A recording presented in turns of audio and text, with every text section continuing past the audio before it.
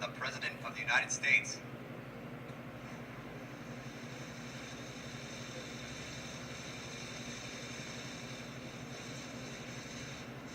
Thank you very much.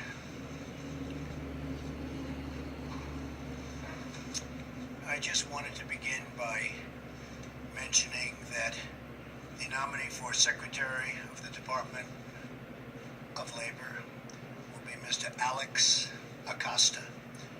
He has a law degree from Harvard Law School. He's a great student. Former clerk for Justice Samuel Alito. And he has had a tremendous career. He's a member and has been a member of the National Labor Relations Board and has been through Senate confirmation 3 times, confirmed, did very, very well. And so Alex, I've wished him the best. We just spoke, and he's going to be, I think he'll be a tremendous Secretary of Labor. And also, as you probably heard just a little while ago, Mick Mulvaney, former congressman, has just been approved, weeks late, I have to say that, weeks late, Office of Management and Budget, and he will be, I think, a fantastic addition. Paul Singer just left. As you know, Paul was very much involved with the anti-Trump, or as they say, never Trump. And Paul just left, and he's given us his total support.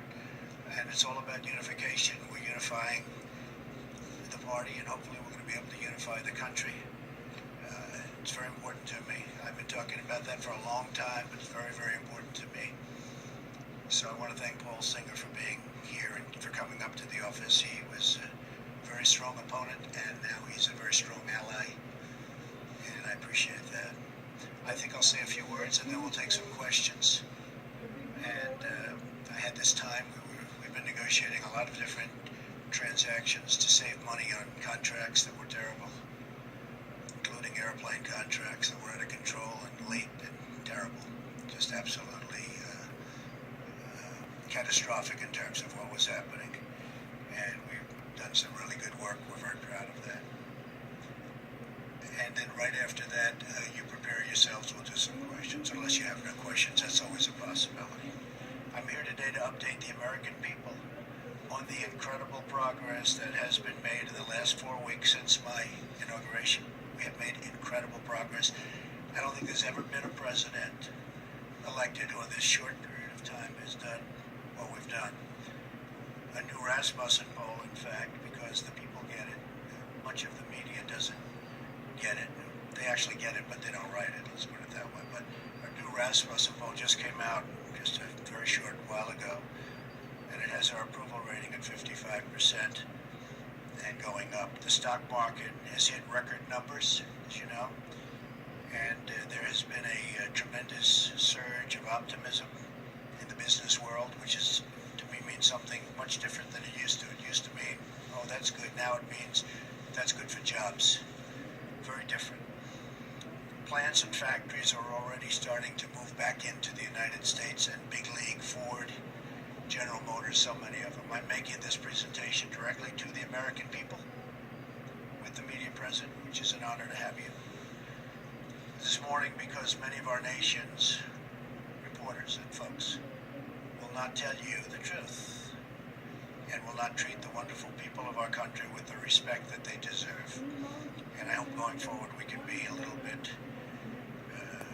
different and maybe get along a little bit better if that's possible. Maybe it's not, and that's okay too. Unfortunately, much of the media in Washington, D.C., along with New York, Los Angeles in particular, speaks not for the people, but for the special interests and for those profiting off a very, very obviously broken system.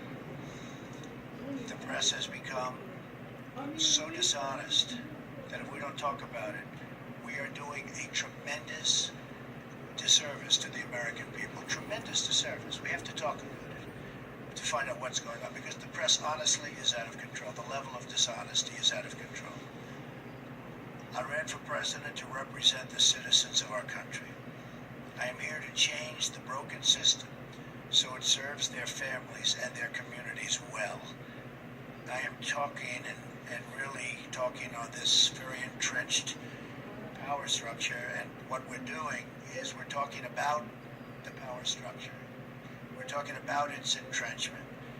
As a result, the media is going through what they have to go through to oftentimes distort, not all the time, and some of the media is fantastic, I have to say. They're honest and fantastic. But much of it is not.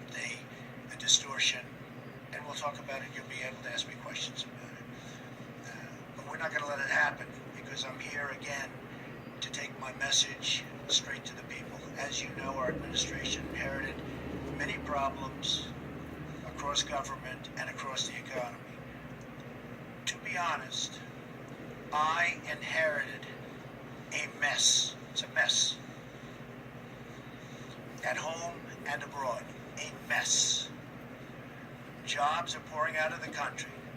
You see what's going on with all of the companies leaving our country, going to Mexico and other places.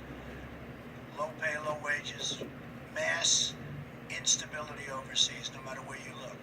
The Middle East, a disaster. North Korea, we'll take care of it, folks. We're going to take care of it all. I just want to let you know, I inherited a mess. Beginning on day one, our administration went to work to tackle these challenges. On foreign affairs, we've already begun enormously productive talks with many foreign leaders, much of it you've covered, to move forward towards stability, security, and peace in the most troubled regions of the world, of which there are many.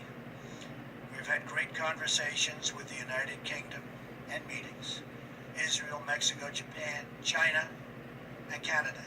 Really, really productive conversations. I would say far more productive than you would understand.